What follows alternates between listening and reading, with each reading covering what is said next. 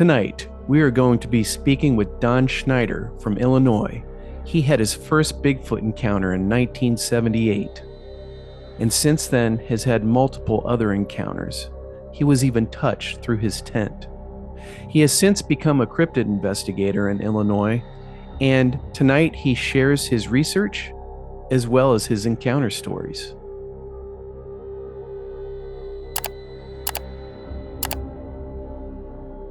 Hello, everyone. Thank you for joining us here on Exposing the Strange. I'm here with Don Schneider. He's a cryptid investigator in Illinois, and he runs a YouTube channel called Unacknowledged and Unknown.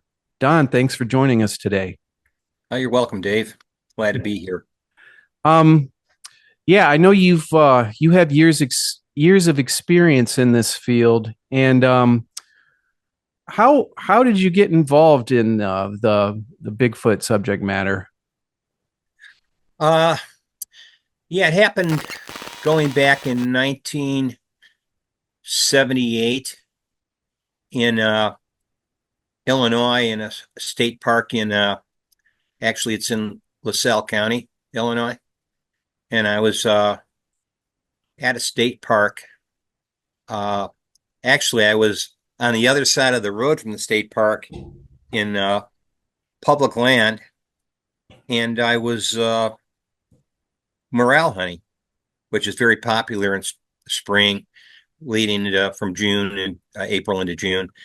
And I was with my dog looking for morels, and at some point I got off the main trail, got onto a game trail, and I probably was hiking that game trail for no more than maybe 10, 15 minutes. And I got into some heavy brush. And one thing I should clarify is where I was hiking was looking for morels was near a cave. This area is has a lot of caves. They used to do some mining in an area called Black Ball Mines, which is not far from there. And I was hiking in a forested area there looking for morel mushrooms. And I had my German Shepherd with me, mixed hybrid dog. I have part German Shepherd, I should clarify that. And he got about, he was always walk about 10 to 20 feet ahead of me as I was looking down at the ground looking for morels. And at one point, he just hit the brakes and stopped and looked to his left, and his tail went down. And I just assumed he was looking into something, whatever it was that he was apparently unfamiliar with or didn't want to go any further. So I started to approach him, and he did a 180 and came back toward me. And with his tail down, and tried to get between my legs, ended up on my right side, just sort of standing there looking ahead.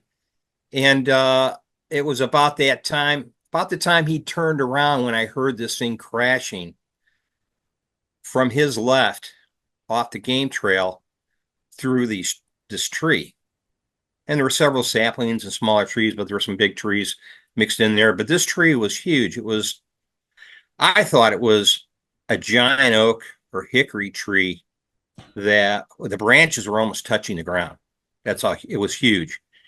And I walked up to see what was crashing through the tree, thinking, oh, it'd just be a deer or something of that nature. And as I walked up, and my dog stayed back where I left it, I just saw what looked like a silhouette.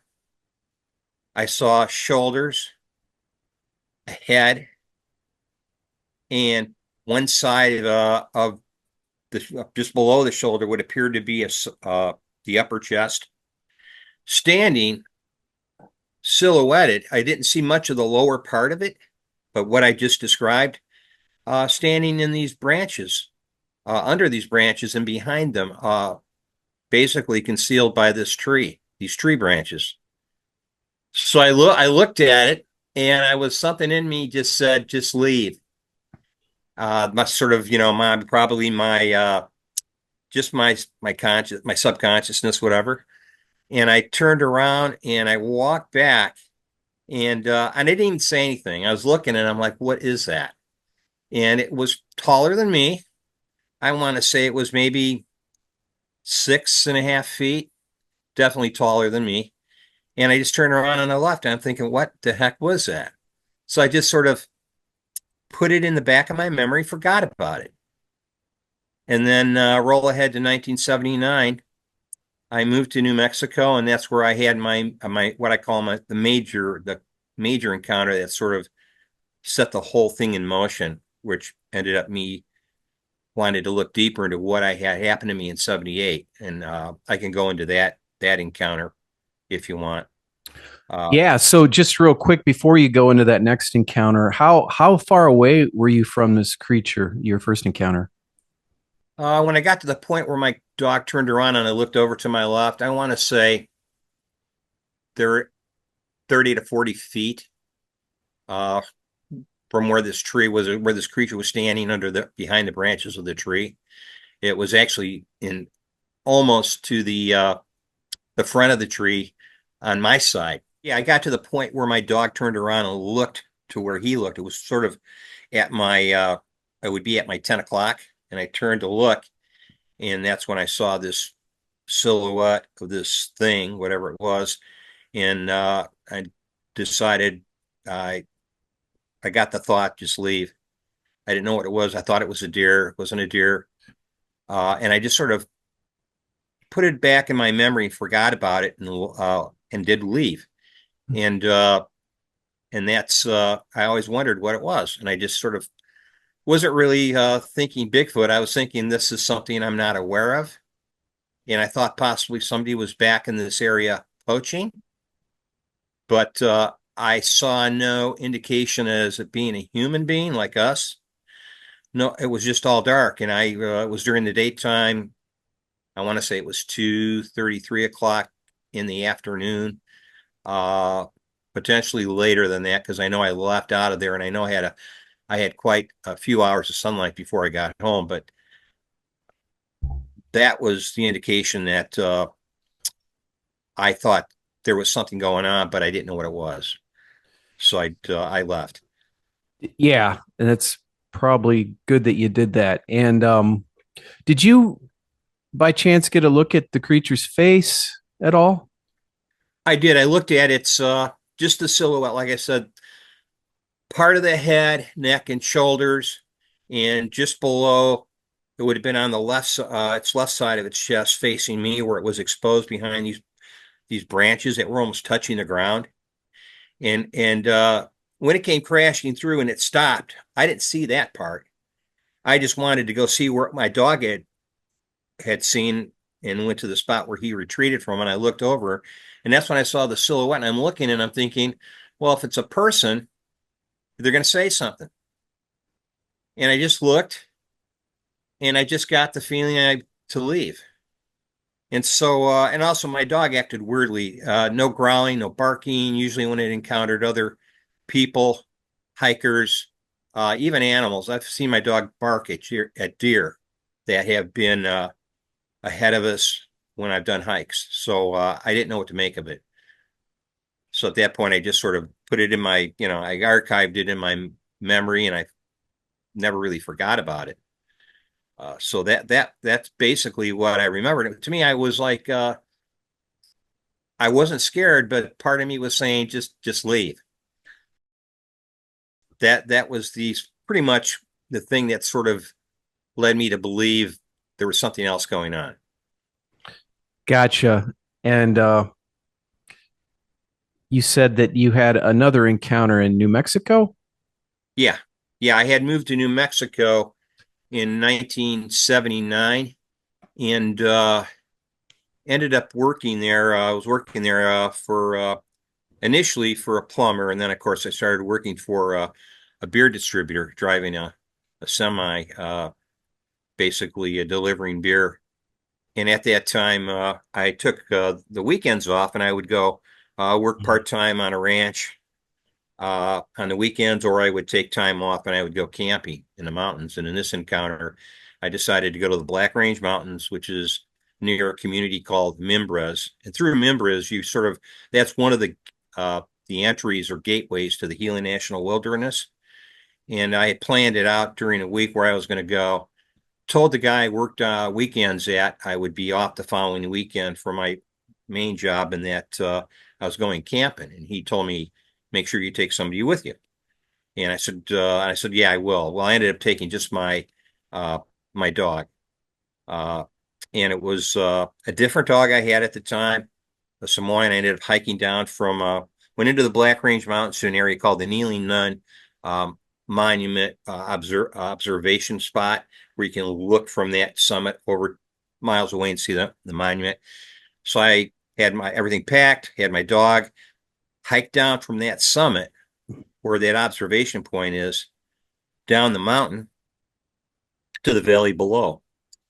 And I had a backpack, my dog water, and some food, and I was going to spend my weekend there Saturday night, Sunday night, and that was it. Come home Sunday, Friday night, Saturday night, and then come home Sunday morning. So hiked down there, found a good spot to camp below this bluff from the side of the mountain. It'd come out, jutted out, and I went past that bluff or outcrop or butte, whatever you want to call it, down to the valley below, which is probably, I want to say, not even 30 or 40 yards. Crossed a creek bed, and 30 feet on the other side of the creek bed, I set up my camp. And then from that point, it was probably 1, maybe 12 noon. And from after I got everything set up, which was just basically my fire, where I was going to build my fire, cleared things out, and it was just a clearing spot surrounded by cactus and scrub oaks near this creek. And then I hiked, spent that after I set that up, I hiked down along that creek bed and got to a spot where the creek wide, and I got lost and followed the branch on the right out and somehow got lost, turned around. And after about an hour and a half and 2 hours of being lost, I was able to find my way back.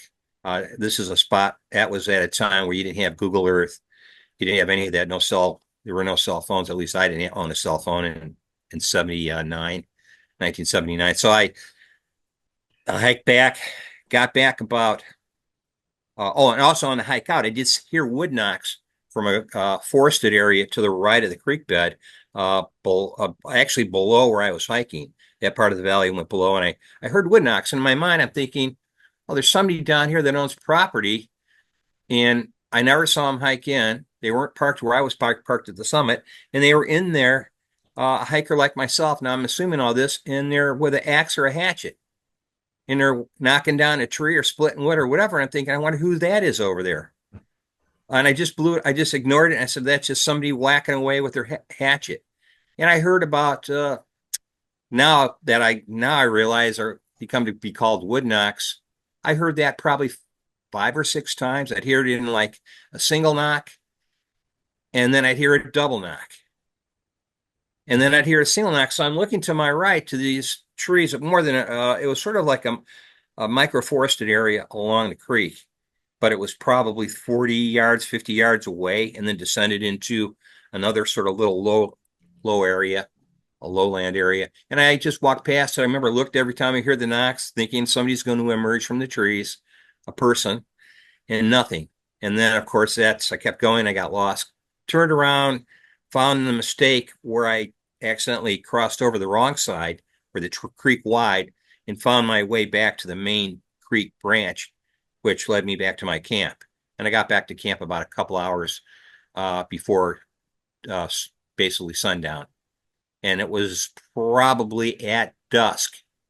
I gathered all my wood previously before the hike, and I thought, well, I should have enough fire, wood and stuff.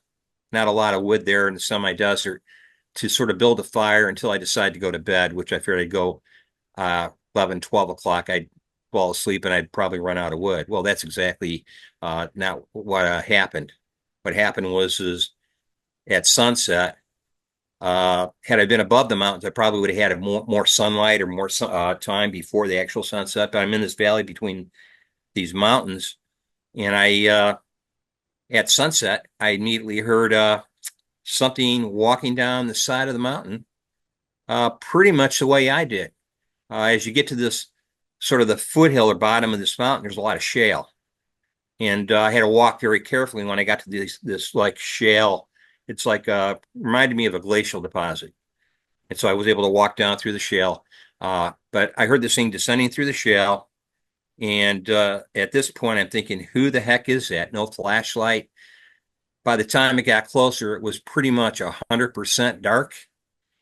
And I heard this thing stop several times, but it sounded like a person walking. I didn't know what it was.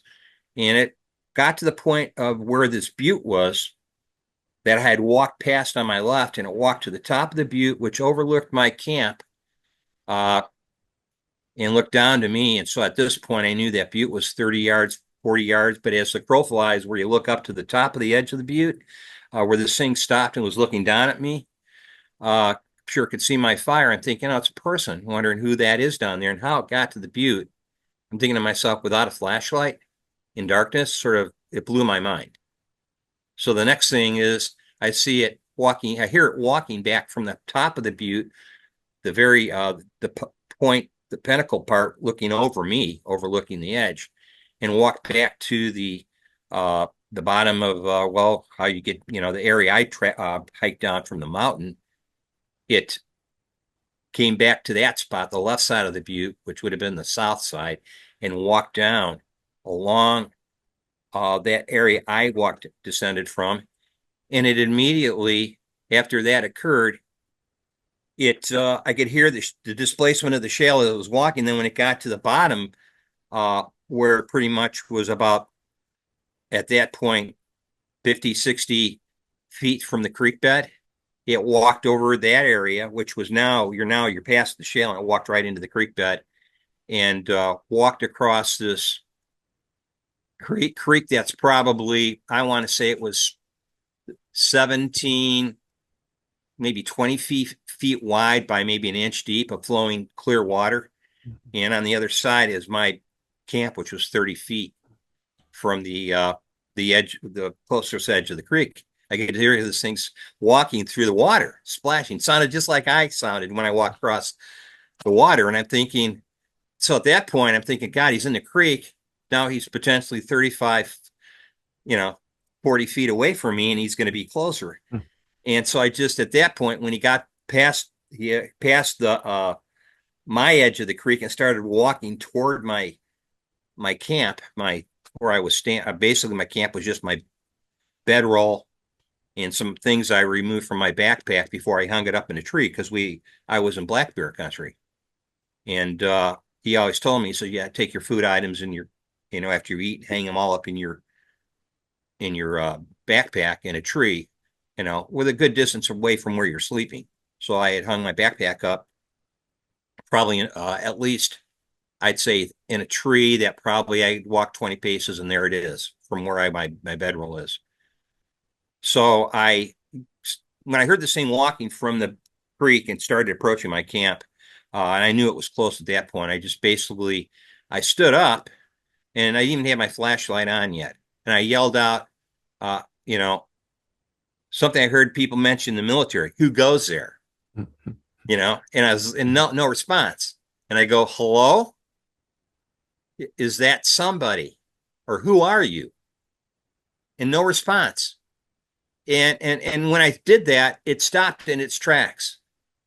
And so then I went and grabbed my flashlight, which was near my bedroll by the little fire, basically I had created. And I started shining toward where I saw it I heard it approaching, and nothing. I was not, I didn't, my flashlight was pretty much a crappy little marine flashlight for fishing. It's one of those yellow flashlights with 2 D cells in them. And I had never checked it before I left, because I didn't think I was going to spend 2 nights there, and I was going to be not hiking around in total darkness. So I just brought the flashlight but I had never checked it, never changed the batteries. So the batteries I noticed were sort of half, the flashlight was going dim. So at that point, I just sort of stood right next to my fire, because this started at, I want to say, 9:30, quarter to 10, right around sunset. And this was, well, we had a pretty much a lot of sunlight during that time period. It was at the beginning of summer, so the days were fairly long. But down in the valley there, you're sort of, the sun up and sundown hours are a lot more limited because of basically the angle of the sun. So I'm thinking to myself, I'll just throw some more wood on the fire, get it built up a little more. Maybe I can see what's out there. Mhm. And so as I did that, got the fire built up a little more, I took my flashlight and I'm looking around, thinking if I could see any further. Meanwhile, while I was doing all this, this thing I believed was walking around my perimeter within just beyond the distance of my firelight. And then as my fire died down over the next, I'd say the first hour after I heard this thing come down the mountain and approach, uh, I had probably an hour. I threw wood in there. My fire got to the point where there were embers. And after hearing this thing, after that first hour, hour and a half, now it's going on. It's approaching 11:30 p.m. Getting close to midnight. Now I'm like, the fire's dying down. I have very little wood. You have to understand, all you got is snake cactus, sagebrush, uh, a lot of this prickly pear and stuff growing around, and a lot of junipers. And so the branches were all, small little branches, maybe no bigger than this. And I had broken them up. I started running out of wood. This is already 11:30, and I'm thinking I would have been in my bedroll sleeping by then. So at that point, this thing is still, it's walking around the perimeter, and my dog, usually if it's black bear, uh, I've seen dogs go after black bear, chase them, not being afraid of them, even little dogs. And I've seen my dog go after, and where I was, there were range cattle, but not down in the valley. They were up near the summit. During the top of the mountain, you'd see range cattle, where in this part of the Gila wilderness, they'd let ranchers uh, release their range cattle there, and then you know, they had horns on them, and they would protect themselves from coyotes. So they were pretty wild range cattle. But I didn't see any evidence of range cattle down there, and I'm thinking to myself, is this some big heifer, some big bull heifer or something? And I'm thinking to myself, it didn't come down. There's no way it could have come down that mountain like that, because the mountain had in some spots, more than a 45-degree incline. They probably, in some spots, it was 60 degrees or steeper. I just basically walked uh, up and down this mountain on basically sort of a game trail, but you're walking back and forth. You're not walking straight down the mountain. You're walking laterally, and then you find another spot and you drop down and you walk. So you're basically sort of like you're snaking your way down the mountain. And that's all. And I walked, I know, at least 10 and a half to 11 miles to get to this spot. Wow. So inevitably, when this happened, I'm thinking this one thing, whatever it was, is walking around my camp within 20 or 30 feet of me. And all I'm doing is I'm on my knees at this point with my dog growling. I have my hand on my dog's collar, and I have my flashlight in my hand, and I'm swiveling around I'm at 12 o'clock, then at 3 o'clock, then at, 6 o'clock, then at 10 o'clock, trying to follow the movement of this creature. But it was so fast, I'd be looking at 12 o'clock where I just heard it, and within a split second, it would be behind me or to my left or right. This went on until 4:30 in the morning. My flashlight went dead. I ran out of wood. The last, I'd say, from midnight, 12:30 to about 4:30, 5 o'clock in the morning, when the sun started to come up, got no sleep. All I did is I was kneeling down next to my burned out campfire with a dead flashlight. And the reason I knew it was moving position, or at least I thought it was one individual, is my dog was following it. And he did this deep throated growl. And at one point, I let go of its collar, and it never would go. It would never leave my side. And it was very similar to the 78 encounter in Illinois. At one point, when my flashlight, I first started shining it at it, and I had a fairly good fire going, I got a silhouette behind one of the junipers. but again, it was just the outline of like an irregular outline of the right side of something, of a silhouette. And I could just see this black silhouette. And I'm thinking, oh, I didn't hear any huffing or the typical noises bears make. You always see them when they blow, they sniff and they blow out of their nose and make uh, like they're smelling something, and then they blow. You could usually hear that distinctive bear sound. I didn't hear that. What I heard was sounded like asthmatic breathing, like somebody had a lung problem, and it was. I'm thinking to myself, it must be a big guy, big football player, has a lung issue. But then after what happened, of course, this was me thinking back about the issue. I'm thinking, how could it move so fast? And why didn't my dog go after it? And what was that silhouette? Was that a bear, a bear walking? And I'm thinking of all this uh, about this bear standing, and I see its silhouette behind the tree. And I'm thinking, oh, it's not going after my backpack and hung from the tree. It was concentrated on me.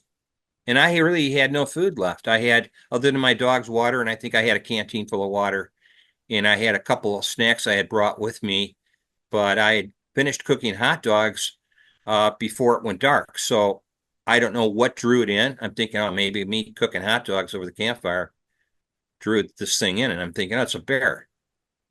And I never made the connection between it and the day before when I got lost, or that day of, when I got lost and I heard the wood knocks. I never made the connection because I didn't know anything about Bigfoot. And all I did know at that time when I went down there is the rancher who told me don't go alone. He had told me stories previously where he had seen Bigfoot. And I asked him, I said, Bigfoot. And I sort of remember the Insurgent series with Leonard Nimoy, where they first published or showed I believe it was a 1967 Patterson-Gimlin film.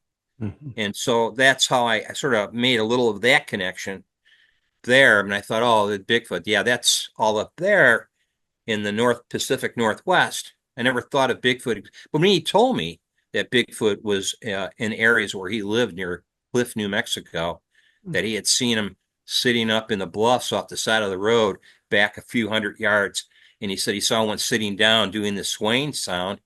And it sort of went in one ear and out the other with me, because I was like, it's probably just, you know, we had a lot of people back in the day, they called them, I'm not going to say the term, but it was WB, come to your own.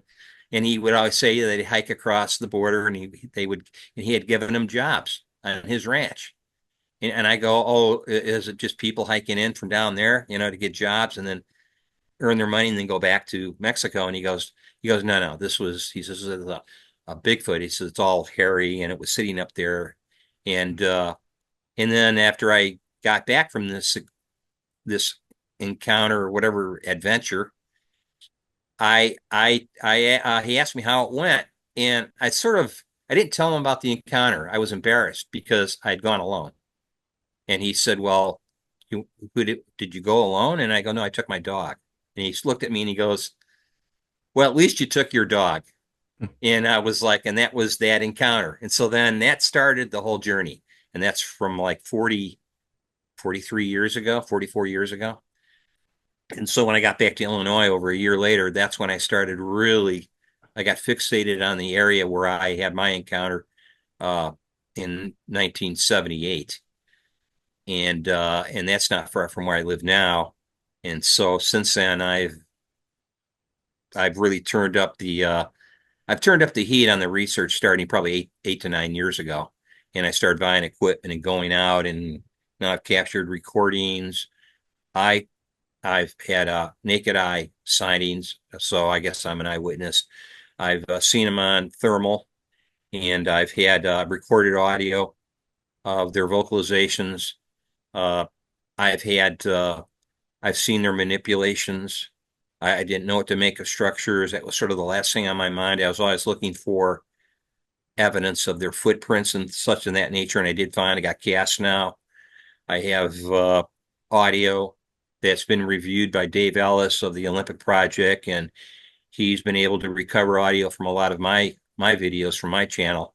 and clean them up and match perfectly to the audio captures he's got up in Washington in the Olympic project of uh, I think he told me he cleaned it up, removed a lot of the upper and lower uh, background noise, and got clear audio. And the whole time I'm thinking, oh, those are I interpreted the whoops as dog barks, where at one point I was surrounded, which was only I want to say 5, 6 years ago, Mhm.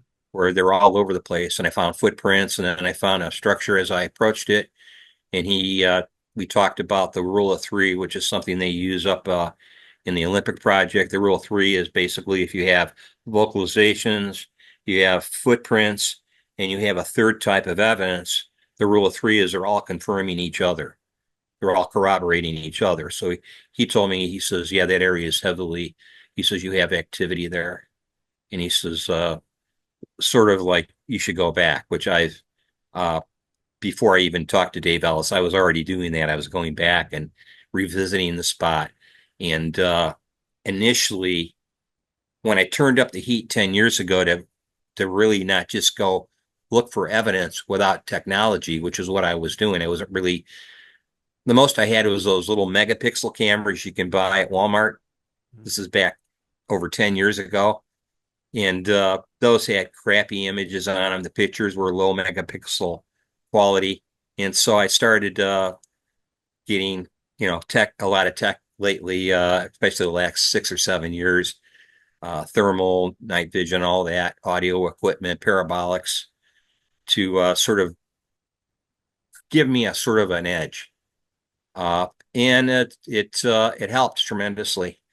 But then I had the personal encounters of being in Wisconsin and ended up being with some guys that had personal encounters uh, and ended up camping a lot with these gentlemen. I still have connections with them today and was in a camp in Tomahawk, Wisconsin, where I had one walk into the camp and actually reached through the fabric on my tent with its hand, and my back was almost touching the fabric. I was laying on my right side, and my back was almost touching the back of this tent. Came up at about 2:30, 3 o'clock in the morning, and just I heard it walk up in the grass, just like a regular person, bipedally.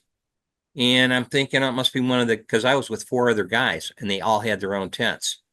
And I'm thinking, oh, they're just going to try. At first thought, I'm thinking, is somebody walking up to get something out of those grocery bags I had piled at the back of my tent? I had like 3 or 4 bags of groceries with coffee, sugar. I had some other supplies in there. I think I had a couple gallons of water all stacked in the back. And I'm thinking, is that a black bear or is that one of my friends at 2:33 in the morning? What are they going to like walk up and reach into my bags? No, it walked up. And a split second after it walked up, I could hear, I didn't really hear breathing. It stopped right at the edge of my tent by those grocery bags and reached through the tent. Afterwards, this is what I felt is like a hand hit me between the shoulder blades and roll me over because my back was touching the back of the tent.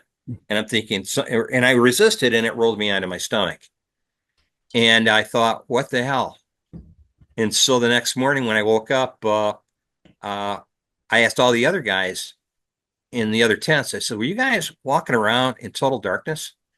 There was limited light. You need a flashlight. So other than the starlight, I'm thinking, no, they had to be something else. I'm thinking. And so I asked everybody, you guys have any issues last night? Anything happened? And one of the guy goes, one of my friends who's a researcher, he goes, yeah, I had something walk up to my tent. His tent was made out of like, I guess you'd call it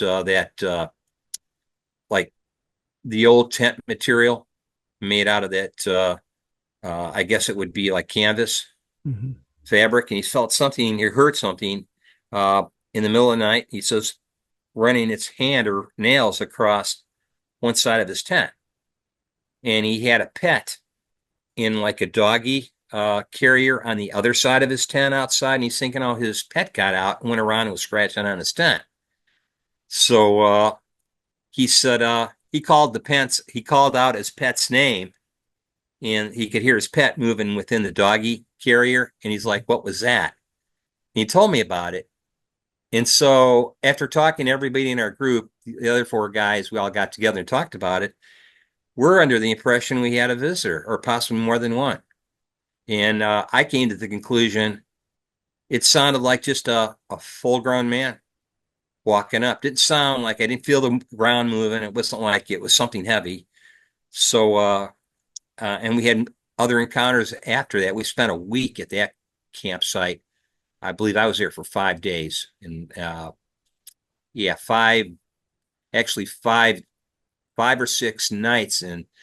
And before I left, and all the other guys had witnessed another huge creature another night walk in, another Bigfoot, and all the guys heard it. I woke up in the middle of that encounter. It was again 4:30, 5 o'clock in the morning, just starting to become sunlight, and they go, "Didn't you hear it? Walk in." It was like it was like roaring and growling, and I go, "No, I heard." When I woke up, to something either beating its chest, or it was taking its fist or feet and like stomping the ground or pummeling the ground. And then I could hear it snapping the saplings as it walked out. And they're going, Dave, and I believe Randy goes, "Oh no, you missed the worst part, which was the beginning when it walked in. It was growling and roaring, and it walked in. It was like snapping. It wanted us to know it was there. And when I heard the pummeling on the ground, I estimated it was probably 45, 50 feet on the southern edge of our campground, which was just basically our campground was a lady's backyard of a foreclosed home in Tomahawk, Wisconsin, in the middle of the woods, in the middle of nowhere. She had a neighbor probably a half mile up this dirt road we drove down, but she was in an area where they do a lot of logging. And I could hear, I knew the log mill was south of us. And so you could if they were working late, you could hear the backup beepers on their heavy equipment, that they operated. So this was what happened. Gotcha. Yeah, Don, we're about ready to end here. Tell people how they can get a hold of you, your YouTube channel. Yeah, you can find me at Unknown and Unacknowledged on YouTube. That's my channel name. Uh, and I'm also have, if you want to search me on Instagram, I'm you and you, three letters. And is the symbol for and it's you and you 52, and on Instagram. And I'd also have Don Schneider there. That my name will be incorporated into that title. So I have some of my content there too. So. Don, I want to thank you for joining us tonight, and thank you for sharing your really interesting encounter stories with Bigfoot. And I know you've got a lot more to share, and I know you've even had a Dogman encounter. So we'll bring Don back on here soon. And thank you all for joining Exposing the Strange, and you all take care.